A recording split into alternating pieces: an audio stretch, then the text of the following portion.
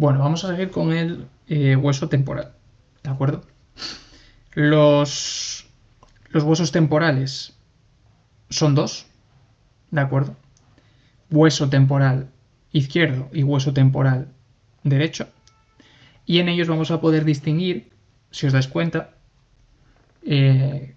tres porciones que veis aquí pintadas, que serían la porción escamosa, la porción timpánica y la porción petrosa.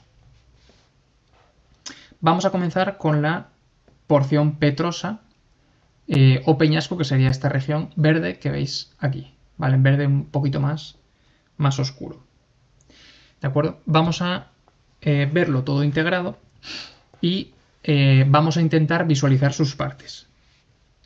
Vamos a comenzar con, en principio, la región que sería la más fácil de identificar, que sería el vértice de la porción petrosa. Entonces, el vértice de la porción petrosa sería esta región que veis aquí, ¿vale? Vamos a intentar visualizar esa pirámide de 4 caras con una base y un vértice. El vértice sería esta región que veis aquí. Esta región que veis aquí sería el vértice, ¿de acuerdo? Y por lo tanto, si este es el vértice de la porción petrosa, viéndola desde esta cara interna, en el lado opuesto que nos vamos a encontrar la base, ¿vale? Entonces la base aproximadamente va a estar por aquí. Y el siguiente elemento que vamos a ver, que es el más sencillo de localizar, sería el borde superior de la porción petrosa, ¿de acuerdo? El borde superior de la porción petrosa sería este relieve óseo que veis aquí, de un lado de otro, y este relieve que podéis ver por aquí, que podéis ver por aquí y que podéis ver por aquí. Con lo que ahora vamos a intentar colocar esa pirámide en esta imagen, ¿vale?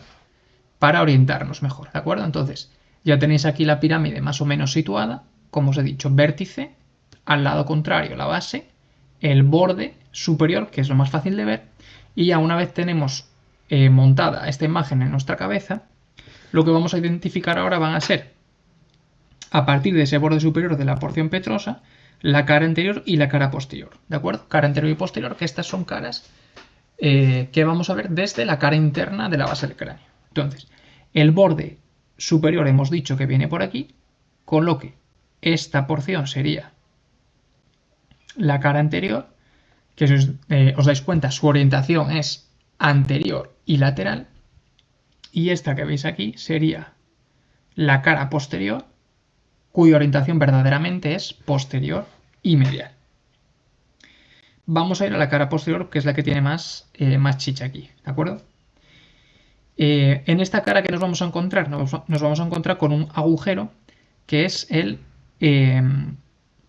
orificio auditivo interno, ¿de acuerdo? Ese orificio auditivo interno, en la imagen lo vais a poder ver en esta región, el del lado izquierdo y el del lado derecho, orificio auditivo interno que se intuye que aproximadamente se encuentra por aquí, ¿de acuerdo? Orificio auditivo interno. Este orificio, por tanto, va a delimitar un conducto. Los orificios delimitan conductos. ¿Cómo se denomina ese conducto? Conducto auditivo interno, mismo nombre. Vamos a verlo en esta imagen del velorcio, ¿de acuerdo? Identificamos el vértice que se encuentra aquí, anterior y medial, la base al lado contrario y el borde superior. Seguimos el borde superior. Por tanto, esta cara, cara posterior, esta cara, cara anterior. Y aquí estamos viendo, por lo tanto, el orificio auditivo interno. Como hemos dicho, ese orificio auditivo interno delimitará un conducto, que es el conducto auditivo interno.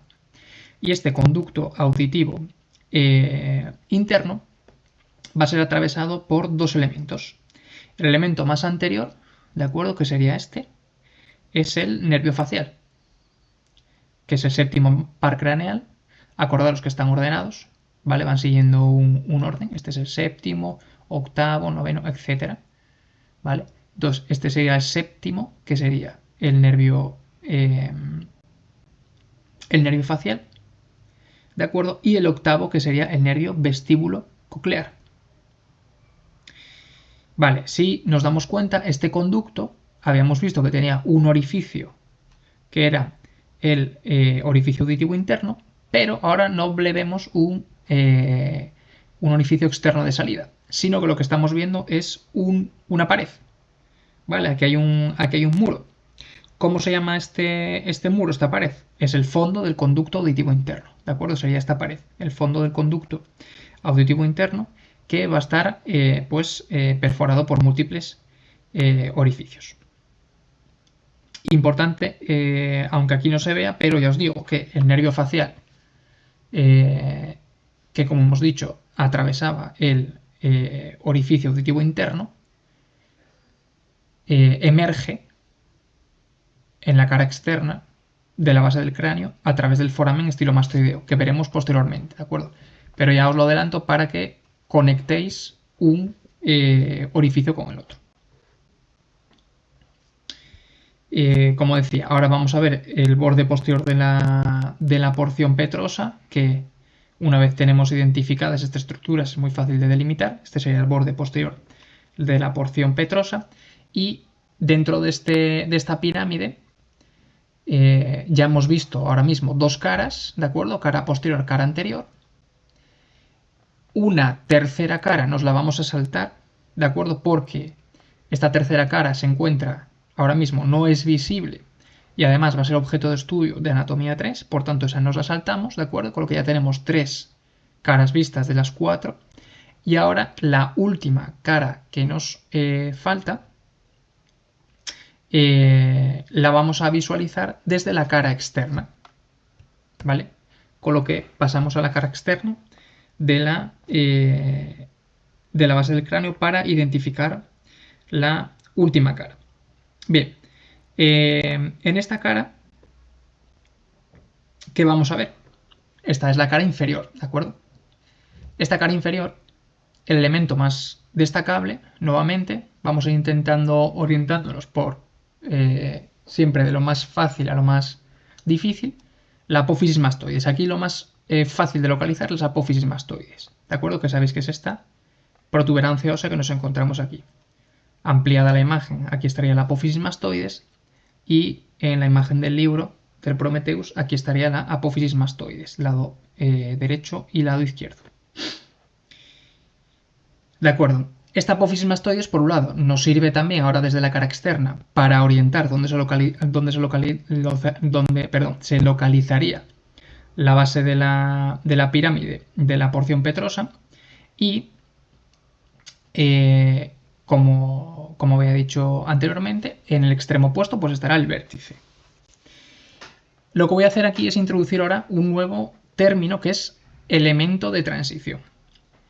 ¿Qué es un elemento de transición? Bueno, pues diríamos que un elemento de transición, pues yo diría que es, digamos, un elemento anatómico que se encuentra justo en el límite entre dos regiones anatómicas que digamos que son más o menos definidas. Vale, esto es una definición que me acabo de inventar. Entonces, lo que os quiero transmitir es que si os preguntan, por ejemplo, dónde se localiza la apófisis mastoides, pues la apófisis mastoides no nos queda 100% claro si pertenece a la base del cráneo o si pertenece a la bóveda del cráneo. ¿Vale? Está ahí entre medias. Una persona te puede decir yo la veo en la base, otra persona te puede decir yo la veo en la bóveda.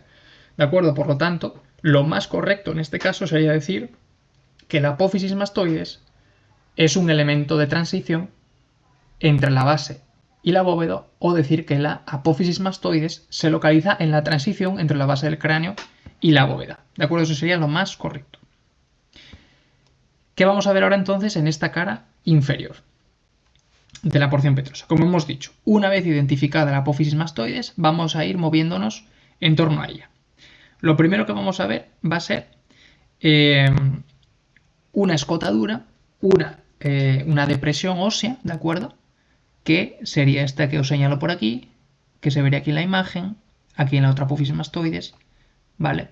En la imagen del dibujo, que sería aquí, sería esta que vemos por aquí, ¿de acuerdo? Que vamos a denominar incisura mastoidea o ranura digástrica. Fácil, incisura mastoidea en relación con la mastoides, ranura digástrica que nos va a dar una pista de que se va a insertar ahí, que ya os adelanto que va a ser el vientre posterior del músculo digástrico. Ahora, si seguís esta línea, ¿vale? Vamos a seguirla por aquí, por ejemplo, que se ve con bastante claridad, o aquí en esta imagen ampliada. Si seguimos esta línea, ¿vale? Que como hemos dicho se denomina fisura mastoidea, si seguimos, nos encontramos un agujero y un saliente óseo, ¿de acuerdo? Ese saliente óseo lo podéis ver aquí en la imagen, ¿de acuerdo? Entonces tenemos ese agujero y ese saliente óseo. ¿Cómo se denomina este saliente óseo? Apófisis estiloides, ¿de acuerdo? Esa sería la apófisis estiloides. Y por lo tanto, este agujero, que al final se va a localizar entre la apófisis estiloides y la apófisis mastoides, ¿cómo lo vamos a llamar? Foramen estilomastoideo. Y como decíamos, por él emerge el nervio facial. Vale, ahora si seguimos hacia anterior y hacia medial, nos encontramos este otro agujero. ¿De acuerdo? Nos encontramos este otro agujero si seguimos hacia anterior y hacia medial. ¿Cuál es este agujero? Pues este va a ser el orificio externo del conducto carotídeo. Siguiendo la lógica, si tenemos un orificio que se encuentra en la zona externa, ese orificio a priori continúa con un conducto. Por lo tanto, este orificio, ¿vale? Es el orificio externo del conducto carotídeo y aquí nos encontraremos, por tanto, con el conducto carotídeo. ¿De acuerdo? Ese conducto finalmente, ¿en qué terminará? En otro orificio, que en este caso será el orificio interno del conducto carotídeo, ¿vale? Que ya en este caso tenemos que irnos al vértice de la porción petrosa. Muy importante no confundirlo con este otro agujero que veis aquí, ¿vale? Porque este es otro que veremos más adelante, que se denomina foramen lacerum. Para poder ver ese orificio interno del conducto carotídeo, ¿vale? Tendríamos que irnos, por un lado, o a aislar el hueso, o ya tendríamos que verlo desde la cara interna, ¿de acuerdo? De la base del cráneo. Aquí podéis ver el conducto carotídeo, como hemos dicho, el orificio externo del conducto carotídeo. Ese conducto, como dibuja una doble acodadura, ¿vale? Tiene dos codos, dos curvaturas, ¿vale? Una por aquí y otra por ahí. Y, por tanto, va a ser atravesado, como veis ahí, por la arteria carótida interna. Nos vamos a ir ahora a la porción escamosa. ¿Vale? La porción escamosa es esta que veis en verde